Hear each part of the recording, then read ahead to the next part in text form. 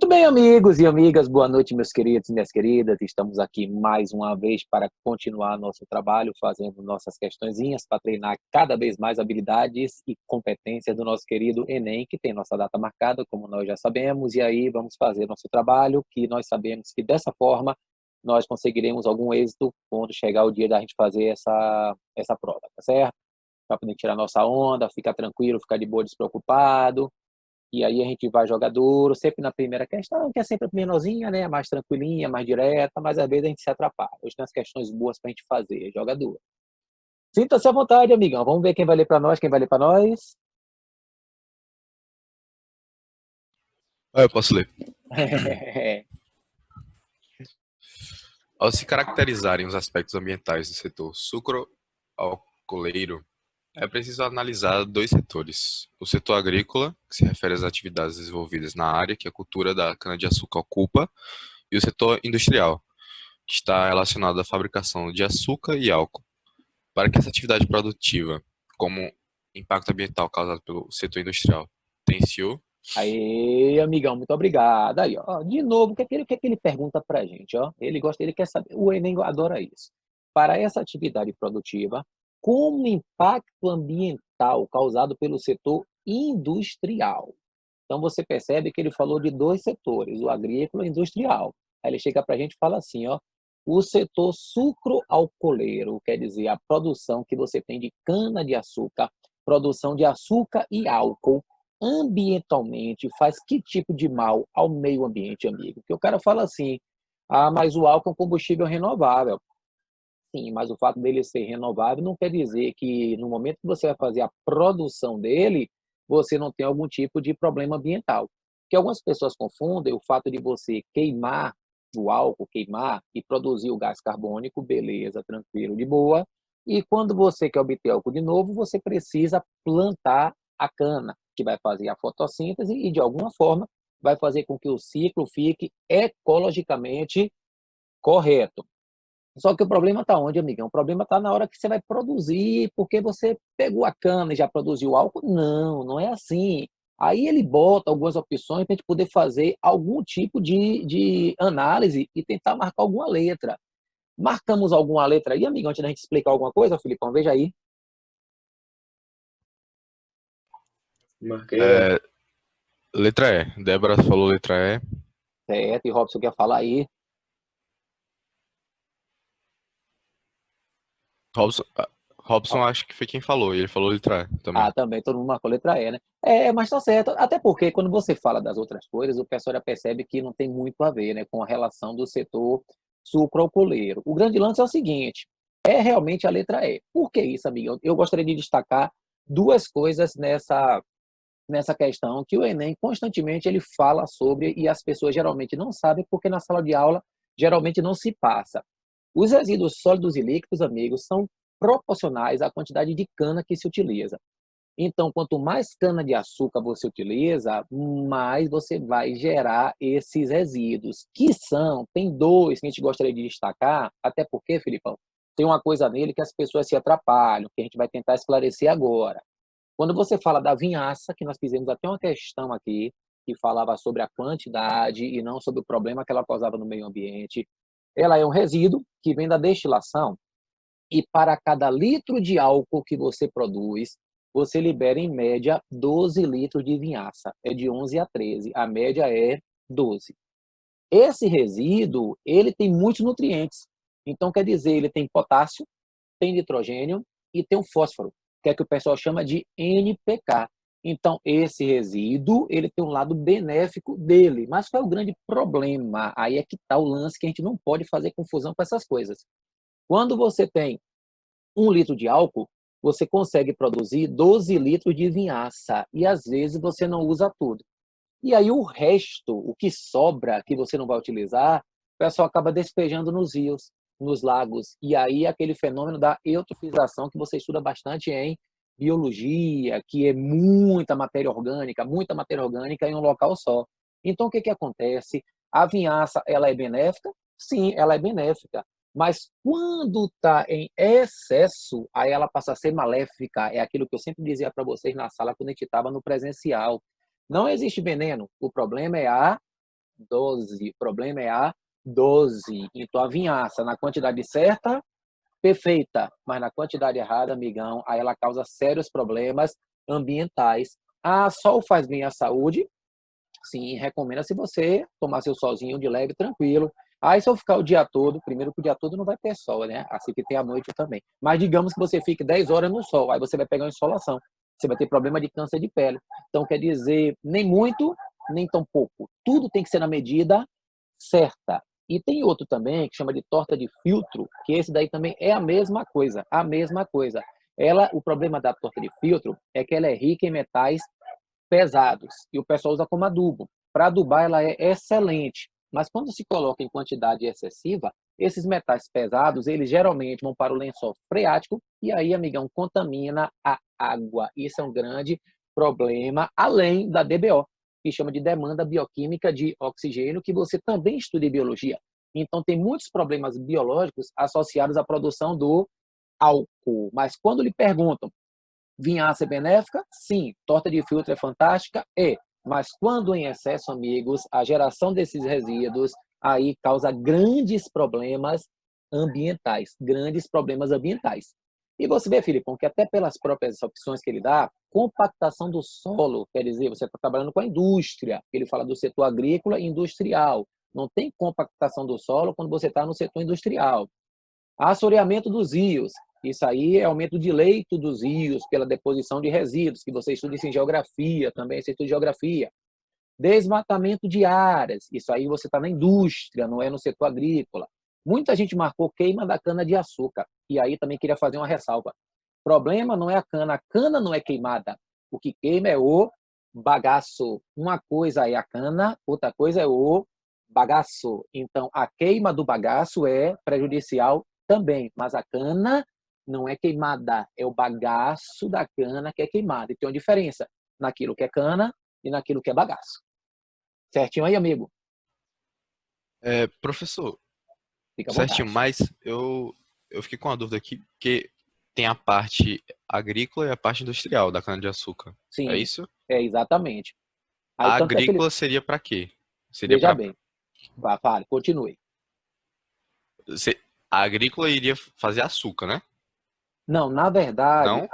quando você fala do setor agrícola, quando ele fala com relação a isso, é para você poder fazer uma produção meio que artesanal, uma produção meio que caseira, é uma produção que você não utiliza tantos artifícios. Por exemplo, eu posso produzir o biogás de maneira artesanal? Posso produzir em casa com biodigestor, quando você está assim na fazenda, coisa do tipo.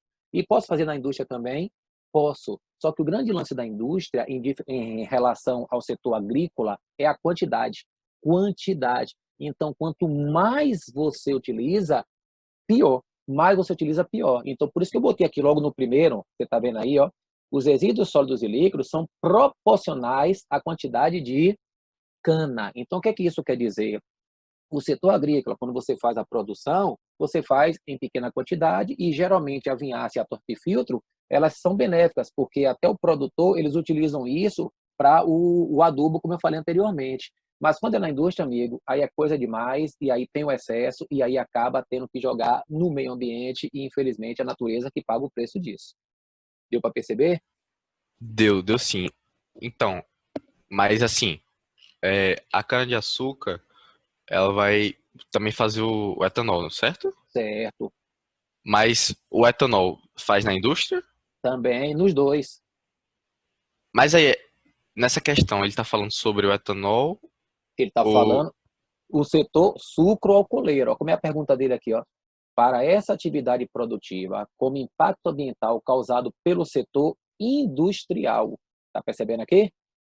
E qual é a atividade Sim. produtiva? O setor sucroalcooleiro. Aí ele diz, é preciso avalizar dois setores, o agrícola, na área que a cultura da cana-de-açúcar ocupa, e o industrial, que está relacionado à fabricação de açúcar e álcool. Então, ele pega de um e pega do outro. O álcool que você produz no setor agrícola é uma quantidade pequena, então não gera tantos problemas quanto da indústria, que é em larga escala. Por isso que ele foi na questão, no texto, ele deixou claro isso. Deu para se ligar? Assim, entendi. Obrigado. Certinho mesmo, amiga? Você que manda, Uhum. você sabe que aqui com nós não tem essa. Pode ficar à É que eu acho que a vontade. galera pensou que o setor agrícola seria só a produção da cana-de-açúcar, o plantio e tal, e de repente o álcool, a produção direta do álcool, Ah, eu acho que entendi, foi isso que pensaram. entendi, É, foi isso entendi. mesmo, Robson. Eu achei isso aí. Entendi, entendi. É porque, na verdade, ele fala que você analisa os dois setores, né? E o setor industrial ele é pior por causa da quantidade, a larga escala. Isso é um grande problema para o meio ambiente. Por isso que a indústria, geralmente, ela sempre paga o pato, sacou? Isso. Isso aí, joga duro. Essa aí é boa também. Vamos ver essa daí para vocês jogarem duro. Tô na área, viu? Na área, Daniel chegou, Filipão. Filipão adora quando você chega, viu, Daniel? Rapaz, Filipão gosta, É... é isso. Aí vocês que mandam, pô. É, a cal, óxido de cálcio, cuja suspensão em água é muito usada como uma tinta de baixo custo, dá uma tonalidade branca aos troncos de árvores. Essa é uma prática muito comum em praças públicas e locais privados, geralmente usado para combater a proliferação de parasitas. Essa aplicação, também chamada de caiação, gera um problema, elimina micro-organismos benéficos para a árvore. A destruição do microambiente no tronco das árvores pintadas com cal é devido ao processo de... Muito bem, meus queridos, muito bem. Aí, ó, a pergunta do cara, ó. A destruição do microambiente no tronco de árvores pintadas com cal é devido ao processo de... Antes da gente explicar alguma coisa, marcamos alguma letra aí? Débora falou B, Clara falou B. Letra B, muito bem. Foi Vamos ver, né? osmose. Osmose. Por que será que é osmose? Vamos ver, né? O que é que ele fala? Ele fala que tem um problema de você pintar a árvore com cal. Então ele fala que a cal, óxido de cálcio, cuja suspensão em água é muito usada como uma tinta. O que o pessoal faz é um processo chamado de caiação. Caiação, que é mais ou menos isso aqui, que talvez você já tenha visto na rua. Você já deve ter visto isso daí na rua, não já viu, não? Já, já. Já chegaram a ver. Pois é, essa pintura, o ambientalista fica doido com isso aqui. Os caras se retam quando qualquer tipo de governo, prefeito, seja lá o que for, se for vereador, deputado, seja quem for, eles detestam que você faça isso com a árvore. Por quê? Porque você acaba matando as árvores, amiga. Isso é um problema sério. Por que um problema sério? O negócio é o seguinte: imagine que você tem uma árvore aqui bonitona, uma árvore bacana, uma árvore tranquila. Essa árvore vai ser pintada. Você pinta aí com o diabo da cal. O problema é que essa árvore, ela tem água. Como ele fala aí, você tem o meio onde você tem água. Quando você joga cal, o que é que a cal faz? A cal, ela faz isso daqui, ó. Ela puxa essa água, ela faz uma reação com essa água, amigos. Ela reage com essa água. A reação você nem precisa saber, mas eu vou botar aqui para você poder perceber. Ela é um óxido básico, que quando reage com a água, ela produz o hidróxido de cálcio, que é uma base. E essa base, amigão, é uma base que é uma base forte, é uma base até corrosiva. Então, essa base, além de puxar a água da árvore, além de puxar a água da árvore, ela acaba fazendo a corrosão do tronco ao longo do tempo. Então, os biólogos ambientalistas, eles odeiam que se faça isso. O pessoal, quando faz isso, o pessoal acreditava, sabe o que, amigão? Que pintar a árvore você eliminava as formigas. O pessoal achava que você conseguiria eliminar as formigas quando você pintava a árvore e acabar fazendo isso à torta e à direita. Depois o pessoal percebeu que quando você pinta esse diabo dessa árvore, esse processo que você ia falar aí, que chama de osmose, é justamente a retirada e a passagem do solvente, que o Daniel estava até perguntando naquele dia sobre soluto e solvente, que ele estava meio confuso. Solvente do meio menos concentrado para o mais concentrado. Uma vez que você coloca um óxido de cálcio, amigão, isso é um problema, porque ele tira a água do meio, traz para ele, deixa a árvore sem água, o que é ruim, sabe por quê? Porque tem alguns micro-organismos que sobrevivem com essa água, que são benéficos para a árvore, como ele fala aí. E aí, sem a água, você acaba também eliminando aquele mecanismo de defesa que a árvore teria. Então, quer dizer, é um processo biológico bacana, legal, mas quimicamente é um processo simples. Por que é um processo simples? Porque quando você bota a tinta, você elimina micro-organismo. Por que você elimina micro-organismo? Você retira água do meio. E retirar água do meio, como vocês falaram aí, é um processo conhecido como osmose. Passagem do solvente do meio menos concentrado para um mais concentrado através de uma membrana semipermeável. Certo aí, amigo? Então, o menos concentrado seria dentro da árvore. Exatamente, porque repara bem uma coisa interessante, Filipão, para você perceber isso.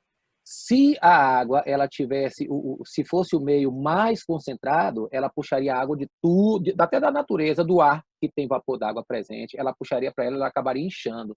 Então, quer dizer, ela está ali no cantinho dela, com a água que ela precisa para sobreviver. Você sabe que a natureza bota tudo na quantidade exata. Só que aí o homem faz o quê? Pinta, coloca cal, aí você concentrou o meio. Por que concentrou o meio? Porque ali na casquinha dela também tem água. E aí o que, que acontece? A cal começa a atrair, porque ela ficou mais concentrada. Até porque o cal é um composto iônico. E sendo um composto iônico, ele gera íons. Gera íons, quer dizer, gera polo positivo e negativo. Gera polo positivo e negativo é puxar a água que está dentro para fora. Deu para perceber? Deu sim. Agora que eu vi que é uma suspensão em água. É exatamente, justamente. Exatamente isso daí. Que aí o cara fica de boa, fica tranquilo, show de bola. Ah, essa aí assustou muita gente, amigos. Essa questão, Filipão, vou lhe dizer, a maioria errou, viu? Quando vê essas questões assim, o pessoal tem medo, mas vamos devagar. Um bafômetro simples consiste em um tubo contendo uma mistura sólida de cromato de potássio em sílica umedecida com ácido sulfúrico. Nesses testes, a detecção da embriaguez por consumo de álcool se dá visualmente, pois a reação que ocorre é a oxidação do álcool a aldeído e a redução do dicromato alaranjado a cromo 3, verde, ou cromo 2, azul. A equação balanceada da reação química que representa esse teste é: Obrigado, Daniel. Aí, meu amigo, numa questão como essa, as pessoas fogem logo. As pessoas olham assim, meu Deus, que diabo é isso aí? E acaba chutando mesmo e geralmente acaba errando. Mas vou lhe dizer, cromo 3 é 3 mais? Não. Cromo hã? 3 é 3 mais? Cromo 3? É sim, cromo 3, 3 mais, cromo 2, 2 mais. Com Então certeza. fica só 3 letras, só ficam 3 letras, então. Exatamente, justamente. Isso aí, Daniel, é por eliminação. Isso aí é a leitura do texto é por eliminação. Então, prestem bem atenção. Prestem bem atenção como é que funciona. Ó, o que é que ele fala para você? Ele quer saber qual é a equação.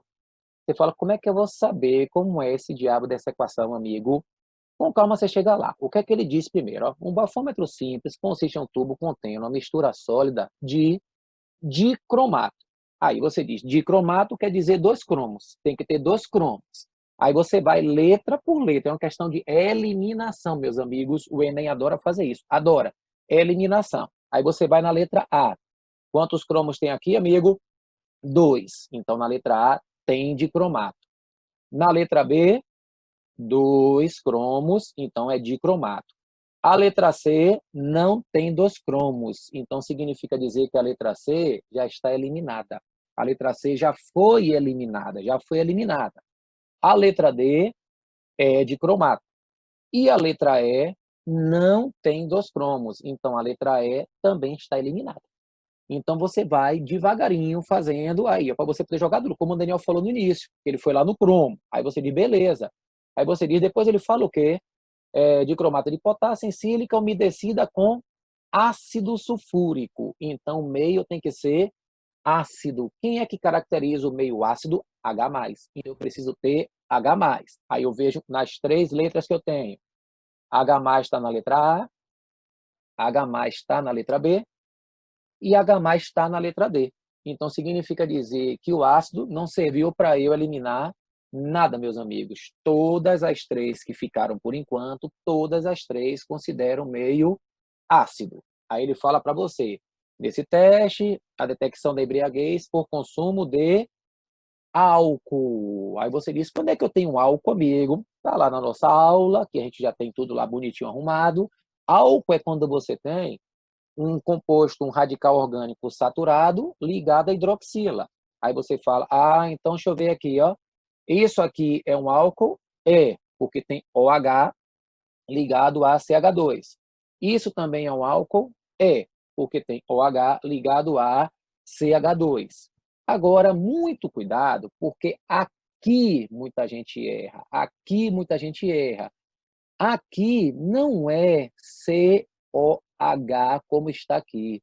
Esse cara aqui, amigão, esse cara aqui é um carinha conhecido como aldeído. Aldeído. CHO, muita gente confunde isso como fosse o álcool.